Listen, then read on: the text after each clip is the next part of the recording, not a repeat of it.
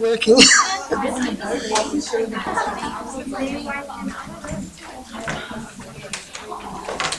let's just begin. When we were rudely disrupted on Friday, I handed out worksheet 3D, and this is the first time you're going to be copying something into your yellow book after you've done this. Now, so far we can now determine the distance to stars just by determining their absolute magnitude and their apparent magnitude. And we use the distance modulus formula, which is d equals 10 times 10 to a little power. The little power has a subtraction of the two magnitudes. But then we get the question, how do I know that that formula works out the actual answer? So we have to have not just one method of determining the distance of stars, but we need to make sure that we can, because science does not rely on one measure. We can't do that. So if we're going to say, for instance, measure the age of the Earth, we can't just go on to radiometric dating as the only measure. We have to measure different ways, and they all have to correlate together. The reason why we can be very confident in our distance modulus formula for determining distances between stars and eventually distances between galaxies is that we can actually measure the distance to stars that are close by trigonometric parallax. And that's what the first part of today is about. Now, trigonometric parallax is the way you see. That's how humans and most animals which are biocular, which means they've got two eyes, determine distance. So when you reach out to something on your desk, the way that you can actually reach out and collect it with great accuracy is because your eyes are separated. You haven't got a single eye. If you think about it, a single eye would be an evolutionary advantage because it doesn't require all this effort. It just requires one single eye straight into the brain. You don't have to have the expense of all the energy needed for two eyes. But why have we evolved two eyes? Why are we symmetrical in our face? And the reason is, put your finger in front of your nose and then open and close both eyes. What happens to you? Right, they appear to move. Are they actually? Is your finger actually moving? No. Now we call this apparent shift the trigonometric parallax, or just the parallax. And by applying trigonometry to it, we actually understand it as the trigonometric parallax. So having a look at this diagram here, which is the diagram,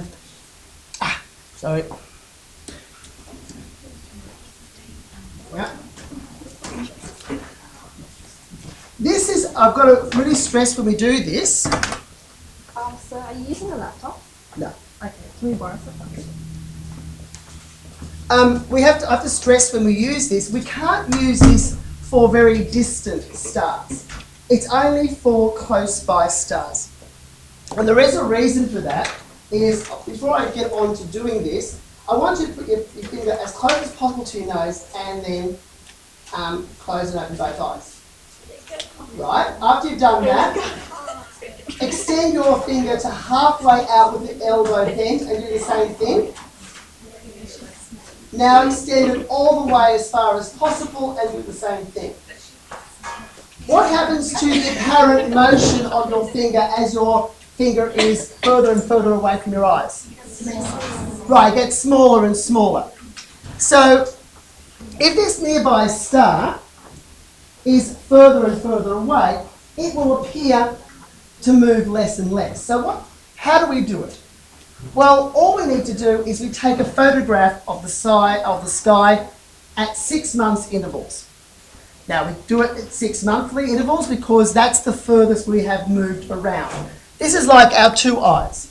So even though this says here December and that says June up the top, it could be any time, really. It could be March, and then 6 months later, whatever 6 months later from March is, I think September.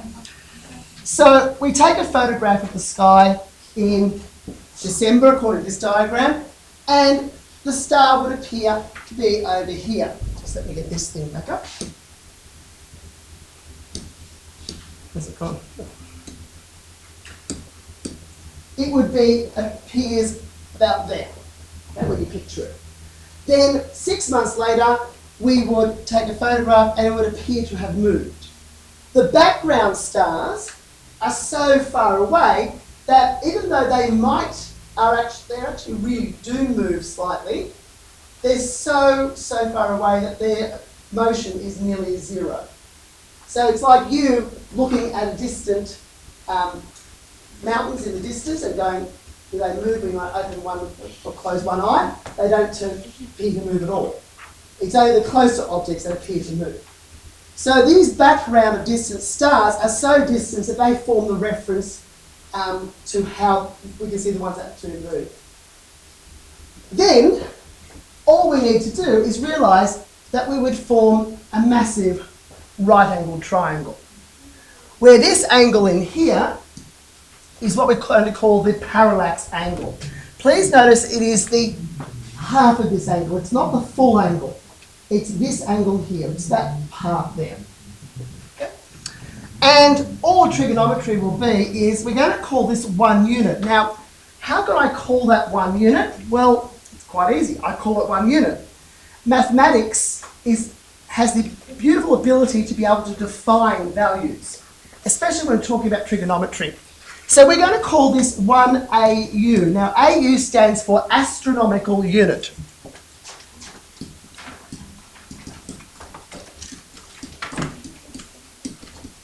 Or astronomic, some people say.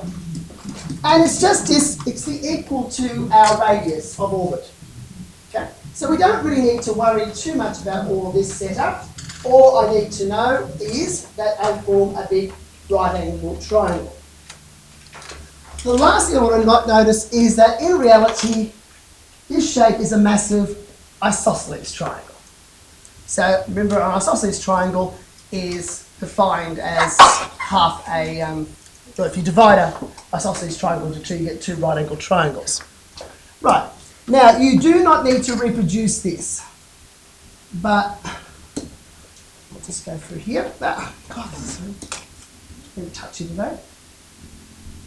Just go turn the lights off so we can see this, so that we get a better understanding of how our photographs look, and you will be looking at some proper photographs soon enough.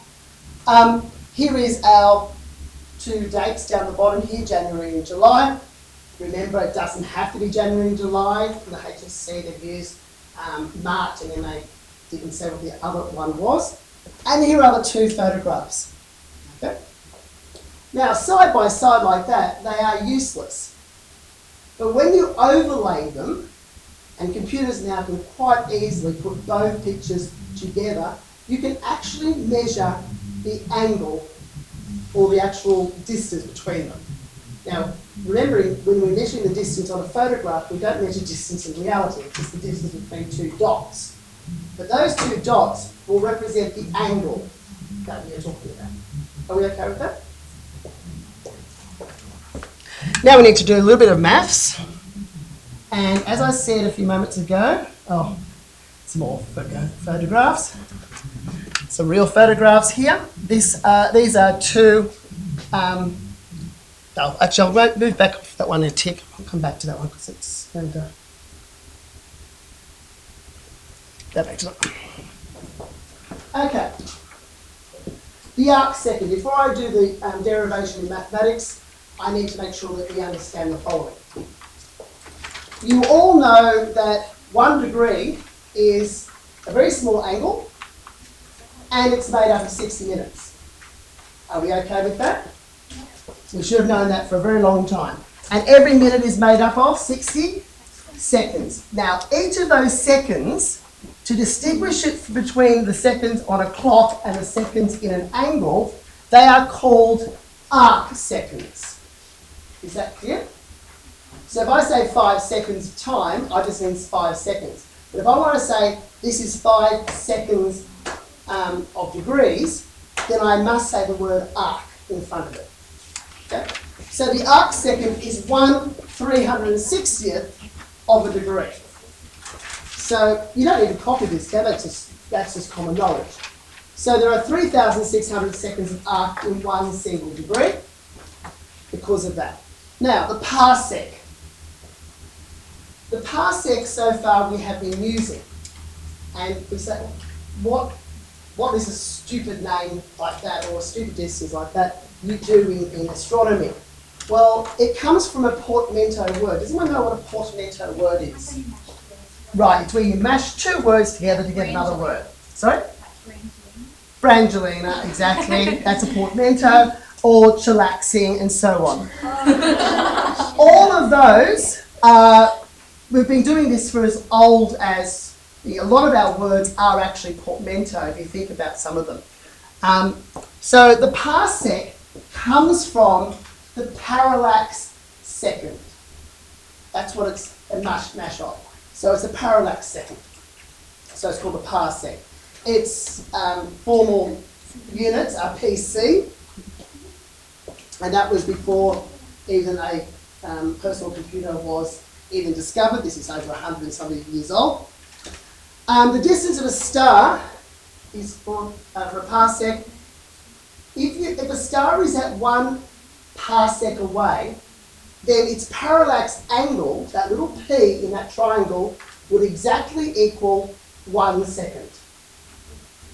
That's the definition of a parsec. That's the reason why we have this as a parsec. So, the distance a star is from the Earth such that its parallax angle is 1 second of arc. Now, because in a few more moments I have to define the one side of the triangle as 1, as in 1 atomic unit, sorry, atomic astronomical unit, then we're going to measure in parsecs. That gives us some strange combinations as conversion factors. 1 parsec equals 3.26 light years, and you don't need to memorise this. Remembering that a light year is 9.5 by 10 to the 15 metres, so you can also measure parsecs in metres. You do not ever need to memorise any of these. You just need to know that 1 parsec can be converted into light years, and they will give you the conversion factor. They are not expecting you to know that 1 parsec is 3.3 light years. Is that clear? They always give you the conversion factor. Right. So, looking at how to derive it. As I said before, you do not need to understand this. If this mathematics is beyond you, I just have to say I've done it. They will never ask it in the HSC, but it gives you a little bit of understanding as to, there's 2 questions on Friday that people asked me, and I thought, I really need to do this. Okay, now here is our good old right angled triangle, and there is the right angle is just there. Why isn't that writing? Okay, now this is the distance from Earth, and this is the distance to the Sun.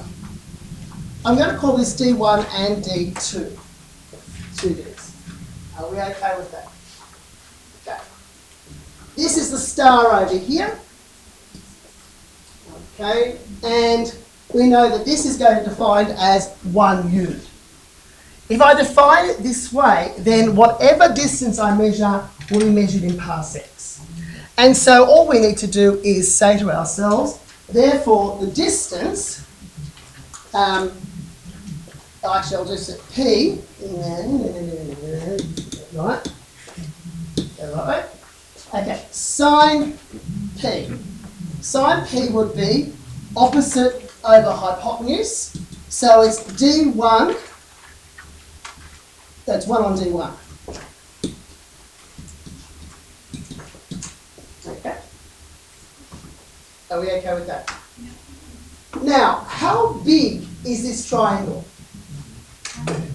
It is probably the largest triangle you'll ever have to work with. This is the distance to a star. What can you tell me about D1 and D2? There. Think about it. Let's have a look at this triangle here. This way. Now, this is small. I'll just put D2 there and a D1 there. D1 being the hypotenuse is the longest line. Is that right? How much longer is it than D2? It's quite a large distance difference, isn't it? Because it's a small triangle. If I was to lengthen the base of the triangle, what can you tell me about D1 and D2 now? They're getting closer and closer, aren't they? Okay? And if I make a very long triangle, that length there, D1, gets to become closer and closer to D2. Now this triangle is so long that what can you tell me about D1 and D2? Right, they're almost the same. And if you were to measure them to any length of degree of significance, that we can say, well, basically they are the same. So because D1 is approximately equal to D2, I'm going to drop the subscript and say, let's just call them both D. And that answers the question to a few of you who asked me on Friday, when you use the distance modulus formula, does this work the distance between the Earth and the star or the Sun and the star? And I keep on saying, oh, it doesn't matter either way, does it? Okay, so mathematically, D1 and D2 are so much the same because this triangle is so long that we're going to call it D. So we now say sine P equals 1 on the distance between either the Sun and the star or the Earth and the star. Now the last piece of information that we now need to know is something that if you're doing 3-unit maths, you will actually, no, it's 2 and 3-unit maths, you will find out when you do the trig in year 12.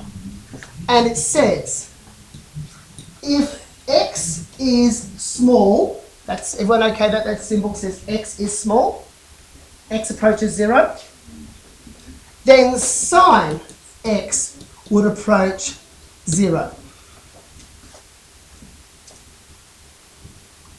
Okay? And it also says that if x equals a constant, sine of that constant would equal the constant. What that means is because the numbers become so small that if I have sine 1 degree, it actually equals approximately 1 degree. Okay, because the numbers are so small. Okay? Now, you've just got to trust me on that. That's mathematically that. So sine P actually equals P. That's all you've got to know. Okay? Because the angle P is so small. This angle here would be minute. Is that okay with that? That leaves us with, therefore, P equals 1 on D, or, inverting both sides, D equals 1 on P. The easiest formula in astronomy. So the distance that we have to any star is the reciprocal of the parallax angle. Okay? You got that down? So basically from that, all we need to know is the distance. Yeah. Okay. And even better, they give you that formula. Okay, it's on the formula sheet. Right, so all of that comes out. The reason why I have to do this is I need to prove to you, firstly, that we actually can measure physically the size of this universe. We don't have to really just trust that science has got the answers. We always have to have evidence. Evidence is the big thing in science, isn't it? So we've got now 2 measures of being able to determine the size of our universe. The first being the distance modulus formula, and now the parallax angle formula. So using this, find the distance from the Earth in parsecs and light years of a star with a parallax angle of 0.15 arc seconds. Well, the distance would equal 1 on P. There's the formula. It's on your formula sheet. P is the parallax angle. So that there is P. So it's 0.015 there. Please notice the unit arc sec. Okay. It could also be 0.015 with the second symbol after it, like that. Okay. And when we reciprocate that, what do I get? What have I got? What value is it, please?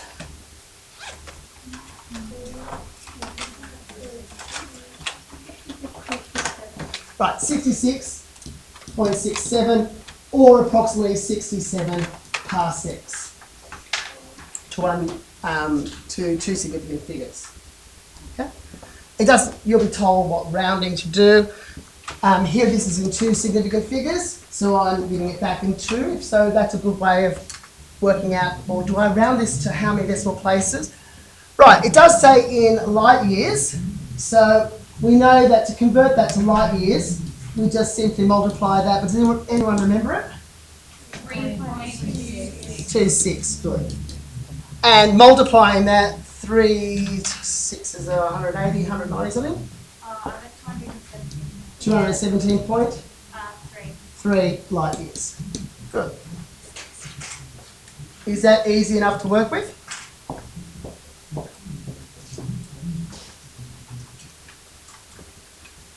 Yep. Why did you multiply it by 3.26? That's because it says I want it in parsecs. So this is the answer in parsecs. Yeah.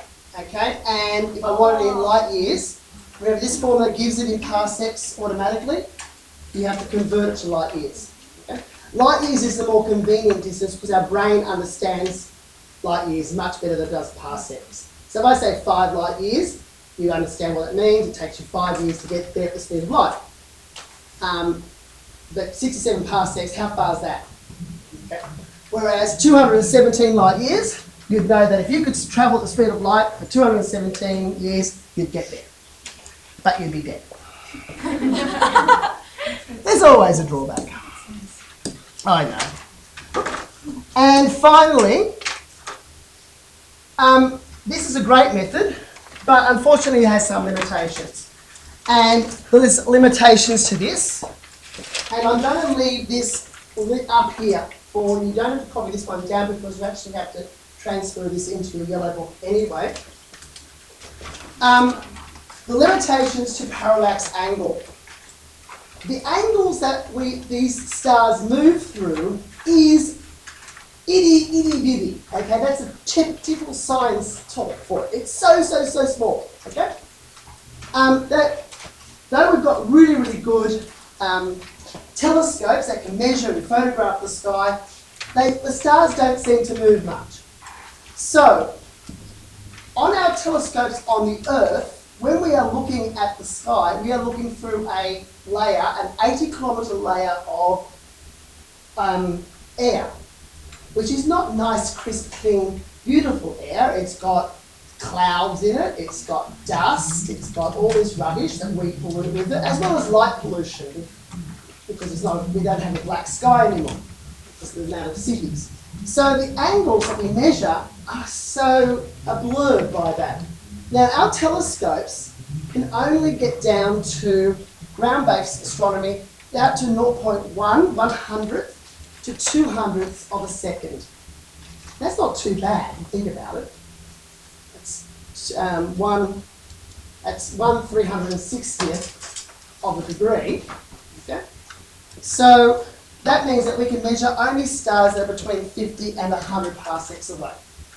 However, we're very clever human beings. We've launched satellites into space which also have telescopes on them. The biggest and most famous is Hubble. Okay? We put up two. One is called Hipparcos, and that was just set up there to simply measure parallax, and it's done over 100,000 stars. It measures the parallax of stars in space. Okay, it takes a photograph and then 6 months later takes the same photograph, and it even has a little computer on board which calculates the distance and so on. Hubble is even better. It's fantastic. It's really able to resolve. But even these two, because the fact that we still have to use glass reflective lenses, we can only get down to 1,000th of a second of arc, or 1/4,000,000th of a degree of arc, which is still not bad. 4/1,000,000th of a degree. So if you think of a single degree and go 4/1,000,000th of that, okay? So that's not bad. Okay. Rightio. So that means that we can measure up to 1,000 parsecs away, which is around about 3,000 light years to 4,000 light years. I've rounded these numbers so that you can memorise them easily in your head. Okay. There is a certain limit. All we've got to say is on the ground we can measure to 100 parsecs, in space to 1,000. Yeah, you'll be doing that in the book in tick. Okay, so why do we have these limitations? Angles are always small, and ground-based observations have to go through air. Are we okay with that? Right.